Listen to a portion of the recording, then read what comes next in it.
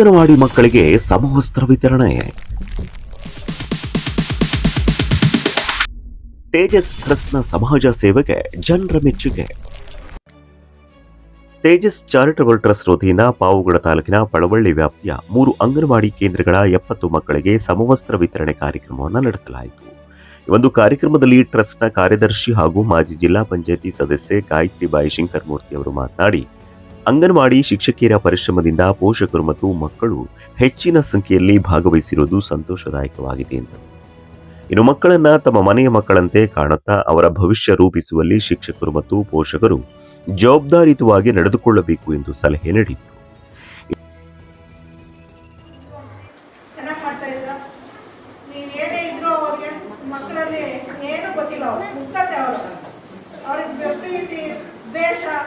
ಏನು ಗೊತ್ತಿರೋ ಮುಗ್ಧತೆ ನೀವು ಹೆಂಗೆ ಬೆಳೆಸ್ತೀರ ಹಂಗೆ ಬೆಳೀತಾರ ಅವರು.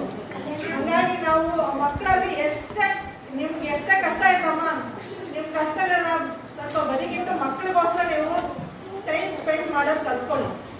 ಅವಾಗ ನಾನು ಒಬ್ಬ ತಾಯಿ, ನನಗೂ 2 ಮಕ್ಕಳಿದ್ದಾರೆ, ನಮ್ಮ ಅಣ್ಣನ ಮಕ್ಕಳು, ನನ್ನ ತಮ್ಮ, ನನ್ನ ತಂಗಿ ಎಲ್ಲರಿಗೂ ನನ್ನ ಜೊತೆ ಕರ್ಕೊಂಡೇ ಹೋಗಿ ನಾನು, ಯಾಕಂದ್ರೆ ಮಕ್ಕಳು ಅಂದ್ರೆ ನಂಗೆ ತುಂಬಾ ಇಷ್ಟ.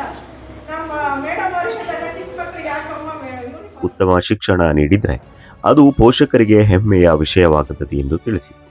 ಇಂದಿನ ಸ್ಪರ್ಧಾತ್ಮಕ ಯುಗದಲ್ಲಿ ಶಿಕ್ಷಣ ಅತ್ಯಂತ ಮುಖ್ಯವಾಗಿದ್ದು ಮಕ್ಕಳಿಗೆ ಮನೆಯೇ ಮೊದಲ ಶಾಲೆಯಾಗಿರುವುದರಿಂದ ಪೋಷಕರು ಎಷ್ಟೇ ಬ್ಯುಸಿಯಾಗಿದ್ರೂ ಕೂಡ ಮಕ್ಕಳಿಗಾಗಿ ಸಮಯ ಮೀಸಲಿಟ್ಟು ಅವರ ಶಿಕ್ಷಣದ ಕಡೆ ಗಮನ ಹರಿಸಬೇಕು ಎಂದು ತಿಳಿಸಿದರು.